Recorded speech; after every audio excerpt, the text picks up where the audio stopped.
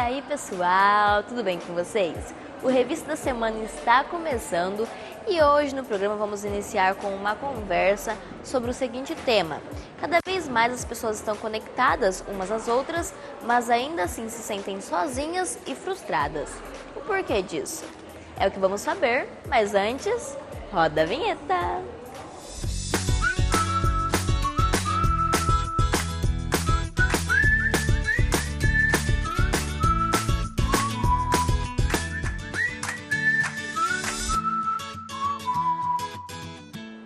E no Papo da Vez hoje vamos conversar, Vamos desvendar algo que acontece com nós mesmos. Porque mesmo rodeado de pessoas, nos sentimos ainda sozinhos e frustrados. E o nosso convidado de hoje é o Ezequiel Mendonça, que é psicólogo. Tudo bem, Ezequiel? Tudo bem. Que bom. Ezequiel, nos fala um pouquinho. Esse sentimento que a gente tem de frustração, de tristeza e solidão, ele é sempre associado à depressão ou não? Não, não é associado à depressão. É muito interessante porque a depressão nos leva à solidão, ao afastamento de relacionamentos. Mas é importante pensar que o viver afastado das pessoas, o buscar viver sozinho, nos leva à depressão. Então a solidão nos leva à depressão. E a depressão, consequentemente, o deprimido se isola, ele busca o isolamento e a solidão. Mas uma coisa está ligada à outra, mas não é a depressão que gera a solidão necessariamente. Entendi. E qual o motivo, da gente, mesmo rodeado de pessoas, estar com pessoas todos os dias, nos conectar a elas, por que mesmo assim a gente se sente sozinha e triste? Pois é, isso é o mal do século XXI. Isso está ligado diretamente à mídia social. Aliás, o nome já diz, mídia social. A mídia é social, mas ela isola a gente. A mídia nos faz ter contato virtual. Os contatos virtuais, eles não nos preenchem. Então você pega hoje os iPhone da vida, você vai ver pessoas com mais de 1000 amigos, mais de 1000 relacionamentos, 1000 contatos. Mas são pessoas que muitas vezes passam a noite sem dormir, vai dormir tarde, dorme pouco, sozinhas. Então, se a distância não fosse problema para o relacionamento humano, antigamente nós nos comunicávamos por carta. A carta, quando nós recebíamos as cartas das pessoas que nós amamos, seja de família, amigos ou namorado, as cartas não preenchiam o vazio do estar sozinho, da solidão. Pelo contrário, ela trazia mais saudade, mais vontade de encontrar a pessoa da carta. Hoje, os contatos virtuais também não preenchem a solidão, porque nós somos um ser social. Como social que somos, o que acontece? Nós queremos sentir, nós nos comunicamos, nós nos preenchemos pelo olhar, pelo cheiro, pelo contato físico, pelo gesto. E o que é virtual não traz isso para a gente. Então isso traz uma solidão que não preenche o nosso vazio. Tá certo. E como que a solidão, ela afeta a nossa vida a ponto de gerar outras doenças, assim? Muito bem. Boa pergunta. A solidão traz qualquer outro tipo de problema, de doença, seja ela doença emocional como doença física, fisiológica. Porque pela solidão, pelo estar só, a nossa mente sozinha, existe um dito popular, mente vazia, é oficina do capeta. Então significa dizer que quando estamos só e muito só, além do normal, porque estar só é bom, buscar o estar só não é ruim, mas desde que isso tenha um tempo suficiente para nós termos a vontade de voltar a ter contato com as pessoas. Então, as doenças é assim, nós temos doença e enfermidade. A questão emocional, a solidão, ela traz doença, ela não traz doença a princípio, ela traz enfermidade. A diferença de doença para enfermidade é que a enfermidade seria a doença, mas da alma, da emoção, dos sentimentos, ou seja, algo não palpável, onde os instrumentos tecnológicos da ciência não constatam. Mas isso somatiza no organismo, gerando então as doenças, que pode ser qualquer tipo de doença, cardíaco, vascular, estomacal, intestinal, ou seja, as doenças fisiológicas, elas têm a ver com as doenças emocionais, quase todas. E muita gente acha que não, né? A maioria não tem essa visão. Não tem, né?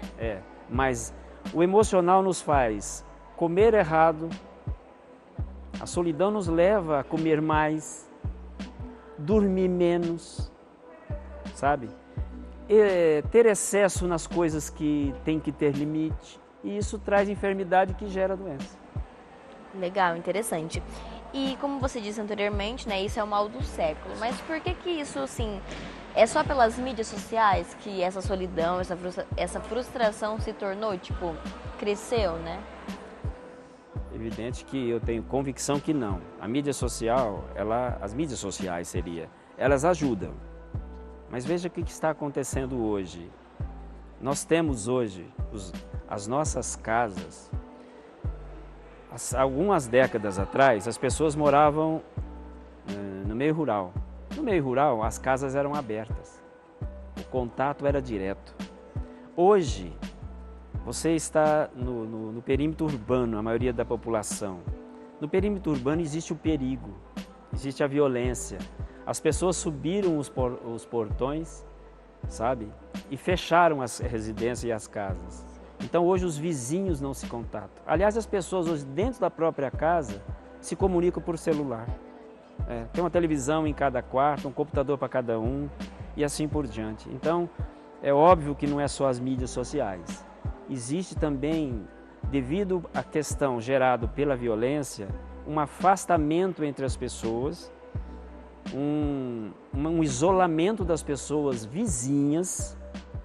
Você pode ver que tem vizinhos que moram vizinhos há anos, eles não sabem o nome um do outro, não se conhecem. Isso é um isolamento social, isso provoca dificuldade. Você sai viajar e a sua casa fica sozinha com os vizinhos dormindo a 3, 4 metros do teu quarto, mas a tua casa fica só, porque existe um certo isolamento, existe essa solidão, as pessoas não procuram estar perto e isso traz uma série de problemas, inclusive doenças.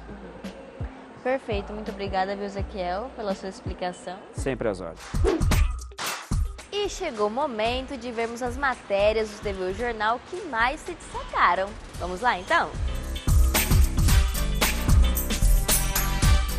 O jornal falou sobre a sessão solene que foi realizada para a entrega de 3 títulos de cidadão votuporanguense.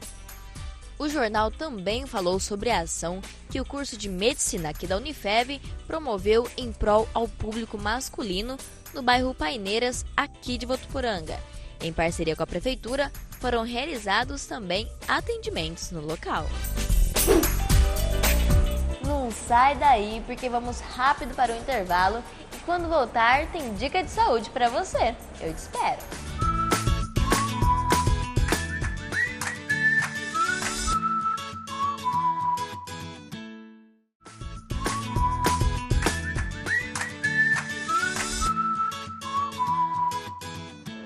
Programa de volta e hoje tem dica de saúde como em todos os nossos programas, porque não pode faltar, né?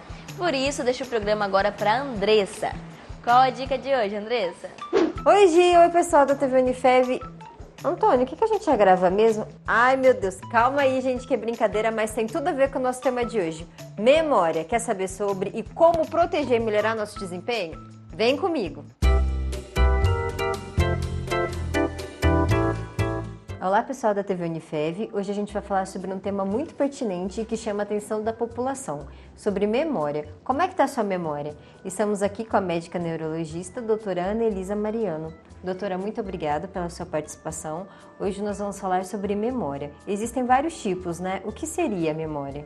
Andressa, primeiramente eu gostaria de agradecer o convite, de estar falando sobre um sintoma muito pertinente, que é a falta de memória, né?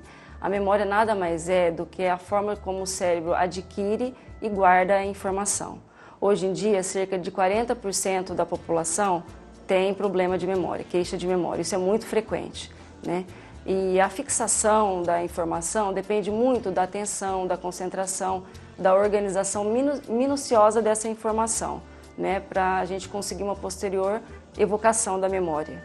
Quando esse sistema fica falho, é o que acontece, né? Os brancos, os esquecimentos, os lapsos de memória. Isso leva a muito constrangimento, né, para as pessoas, o que leva a uma baixa performance social, profissional e escolar. E existem vários tipos, né, doutora? Isso, existem vários tipos de memória, subtipos, mas basicamente em relação ao tempo, existe a memória de curto prazo e a de longo prazo. Essa memória de curto prazo é aquela memória quando a gente retém informações temporariamente, né? Essa memória pode ser esquecida ou guardada. E a memória de longo prazo é aquela que a gente retém informações de fatos, episódios de nossa vida cotidiana. Aquela memória que a gente guarda, né? Guarda essas informações. E doutora, esse número de 40% chama muita atenção, mas eu acho que ele, pelo menos a gente tem a sensação que é mais comum entre idosos, né? Que eles reclamam desses lapsos de memória. Isso. Já na faixa etária dos idosos, né, pacientes acima de 65 anos, com o envelhecimento normal, né, nessa faixa etária, esses pacientes acima de 65 anos, o que acontece é uma atrofia cerebral, né? O paciente já começa a ter aquela atrofia, perda neuronal, e isso leva a alteração de memória. O importante é a gente diferenciar o que é normal ou não para essa faixa etária, né? Porque muitas vezes o paciente de idade relata esquecimentos e é relacionado à idade dele. E muitas vezes não, né? O importante é isso, a gente saber os sinais de alarme para pensar numa evolução de uma síndrome demencial. E quais são esses sintomas de alarme, doutora? Esses sintomas de alarme, quando o paciente começa a ter piora progressiva da memória, né? Esquecimento de fatos relevantes, o paciente ele começa a ter fala repetitiva, né? Repetir frases, dificuldade de se localizar, muitas vezes lugares previamente conhecidos por ele, mas ele não se recorda. E no caso de fases já mais avançadas, o paciente ele tem essa perda de independência e segurança, necessitando de ajuda de familiares, né, para os afazeres de vida diários. E doutora, isso a gente está falando dos idosos. E quando a gente, né, fase adulta, mais nova, tem esses lapsos de memória, esquece de coisas que são muito habituais e acaba fazendo no meio do caminho, opa, esqueci, o que eu estou fazendo aqui? Como que a gente, o que é isso? Esses lapsos de memória são decorrentes de hábitos e comportamentos inadequados que a gente tem, né? Então, muitas vezes relacionado ao sono, que não é adequado, à alimentação, que não é adequada, né? Aquela questão do sistema multitarefa, que a gente querer fazer várias coisas ao mesmo tempo. Então, ao mesmo tempo que você está fazendo uma atividade, uma coisa, você está pensando em coisas que teria que ter feito ontem, o que tem que fazer amanhã, e nisso você não tem aquela atenção, concentração para guardar determinada coisa, né? E muitas vezes também acontece pacientes assim com sintomas depressivos, transtorno de ansiedade, estresse. Isso tudo também está relacionado a lapsos de memória. Muito obrigada, doutora, pela sua participação, e eu queria que a doutora finalizasse com dicas para melhorar o desempenho da nossa memória. Então, dicas para melhorar a memória, né? Faça uma coisa de cada vez, desacelere, né? Desliga o piloto automático. Nós temos mania, né, de fazer tudo no automático, isso atrapalha a memória. Então é importante a gente estar prestando bastante atenção, ter concentração no que a gente está fazendo, né? Uma alimentação adequada, balanceada.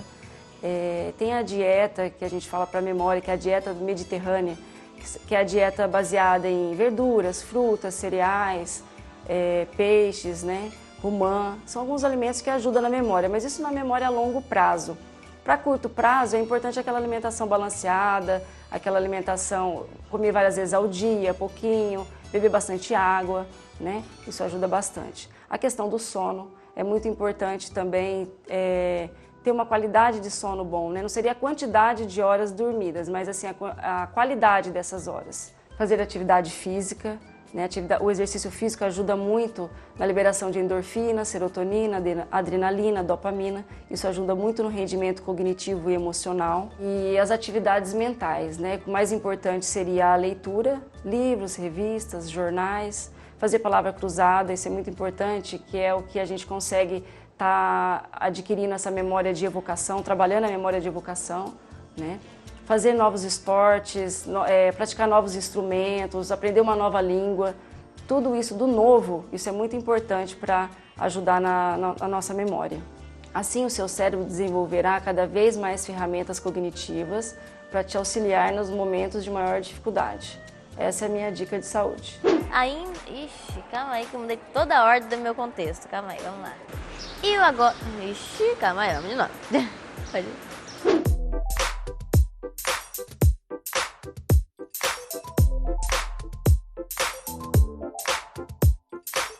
E agora o assunto é moda, mas não vamos falar sobre moda feminina não, viu? Hoje as dicas são para os homens. Vamos saber as tendências Primavera-Verão 2020 para o público masculino.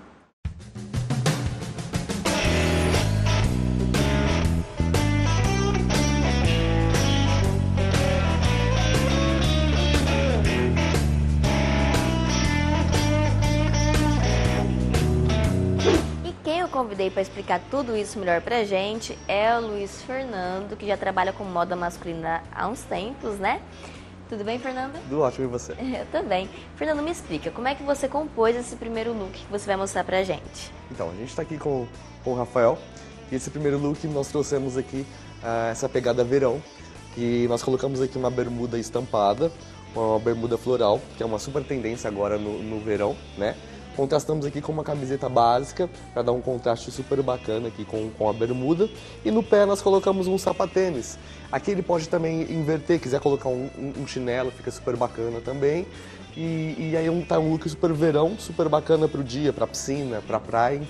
E essas são as cores também que vieram pro verão agora. Isso, o laranja veio muito forte pro verão. A nossa coleção traz muito essa pegada do laranja, do amarelo, que são as cores aí chaves para a coleção 2020.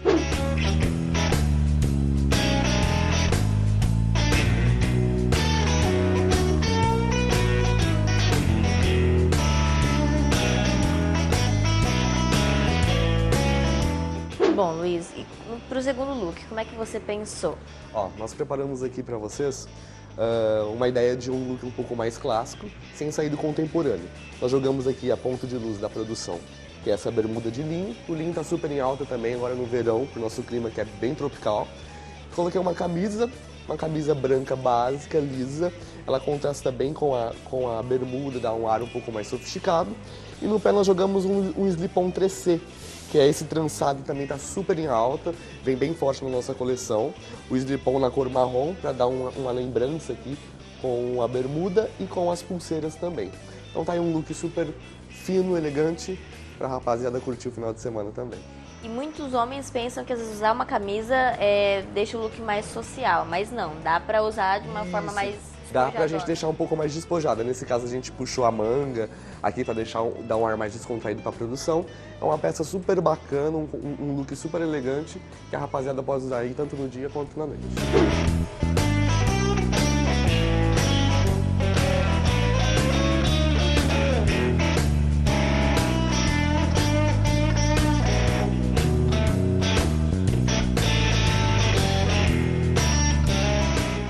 Bom, gente, agora a gente vai pro nosso último, né? Pro nosso terceiro e último look. Luiz, nos conta, como é que você montou esse? Bom, a gente trouxe um look aqui para quebrar todos os paradigmas, né? É um terno com uma t-shirt, com uma camiseta, né? Os homens acham que o terno só com camisa e gravata e não. Essa composição a gente está trazendo esse terno de poliviscose, um tecido um pouco mais leve para nossa estação aqui, para nossa cidade. A t-shirt vem uma t-shirt azul com listras para dar um contraste na produção. E joguei também um slip-on. Ele tá com um look assim mais despojado, porém sem sair do clássico. Tem um evento para ir à noite, um evento mais formal, mais elegante. Tá aí um look perfeito para isso.